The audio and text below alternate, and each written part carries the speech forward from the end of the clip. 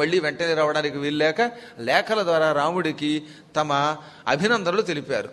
ఈ హనుమత్ తులాభారం కనుక శ్రద్ధగా వింటే తప్పక వ్యాపారంలో ఒడిదుడుకులుంటే అభివృద్ధి అయి తీరుతుంది చెప్పారండి. ఈ ఘట్టం విన్నవాడు ఇప్పుడు ఎలాగో రికార్డ్ అయ్యింది, భవిష్యత్తులో వినండి, ఈ కథను తలుచుకోండి.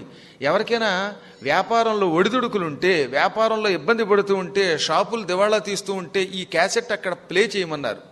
అంటే పూర్వకాలంలో పెద్దల్ని పిలిపించి ఆ దుకాణాల్లోనో లేక ఎక్కడో వ్యాపార కేంద్రాల్లోనో ఈ కథలు చెప్పించేవారు. ఈ తులాభార కథ విన్నాక 3 రోజుల్లో దివాళా ఎత్తిన వ్యాపారాలు అభివృద్ధి చెందడం నేను చూశాను. ఒక కిరాణా కొట్టైన ఉండేవాడు గణపురంలో, పాపం చాలా మంచివాడు. నేను వెళ్ళినప్పుడల్లా చిన్న గురువు గారు అని మా నాన్నగారితో వెళ్ళడం వల్ల ఇంత బెల్లం ముక్క పెట్టేవాడు. పూర్వకాలంలో కొట్టులోకి వెళ్ళి సామాన్ తెస్తే ఆకన్న కొసాని ఇంత బెల్లం పెట్టేవారు, కొసని. ఇప్పుడు బెల్లమా, మొత్తం క్షవరమే.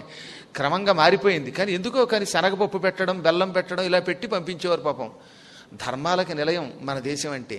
ఆయనకి ఏం కారణం చేతనో వ్యాపారంలో చాలా ఇబ్బంది వచ్చింది. దాంతో కిరాణా కొట్టు మొత్తం మూసేసుకోవాల్సి వచ్చింది. ఈ కుటుంబంలో మామూలు సంక్షోభం కాదు, ఆత్మహత్య చేసుకుందామన్నంత సంక్షోభం వచ్చింది. ఆ సమయంలో మా నాన్నగారి దగ్గరికి వస్తే అప్పుడు ఈ కథని 3 రోజులు మా అబ్బాయి మీ కొట్టులో వినిపిస్తాడు, రోజు వింటూ ఉండవయ్యా, పొద్దున్నే కొట్టు తీయి. ఎలాగో రోజు స్నానం చేయకుండా వెళ్ళేవాడు కదా ఆయన. ఆ వెళ్ళాక ఆంజనేయ స్వామి పటం పెట్టుకో, హారతి ఇచ్చి కథ విని కొంచెం బెల్లం ముక్క నైవేద్యం పెట్టు అనగానే 3 రోజులు చేశాడండి. ఎలా పోయిందో ఆపదంతా అలాగే పోయింది. దివాళా ఎత్తిన వ్యాపారం మళ్ళీ విజృంభించేశాడు. ఇక చూడండి, అంతవరకు అద్దె కొట్లో ఉండేవాడు కాస్త ఒక సొంత దుకాణం పెట్టుకుని పెద్ద వ్యాపారం 4-5 బ్లాకులకు విస్తరించాడు.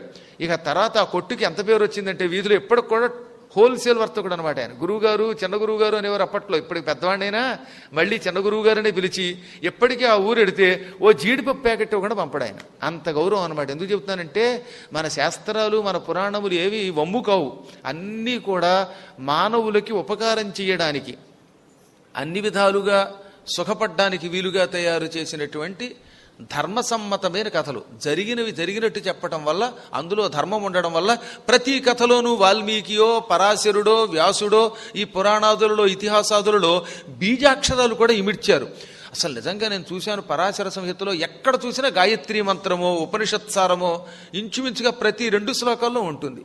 అందువల్ల ఏమవుతుంది, అది కథతో పాటుగా ఉపనిషత్సారం అవ్వడం వల్ల, మంత్రబీజాలు ఉండడం వల్ల అవి చదివినవాడు, రాసినవాడు, విన్నవాడు అభివృద్ధి పొందుతాడు. మంత్రం యొక్క లక్షణం అదే. మననాత్ త్రాయతే ఇది మంత్ర. నువ్వు ఎంత మననం చేస్తే నిన్నంత బాగా రక్షిస్తుంది. లోపల లోపల పదే పదే రామ రామ అను నిన్ను రక్షిస్తుంది. ఏ మంత్రమైనా, ఏ నామమైనా ఎంత జపం చేస్తే అంత బాగా ఫలిస్తుంది. ఒకసారి తెలియక రామ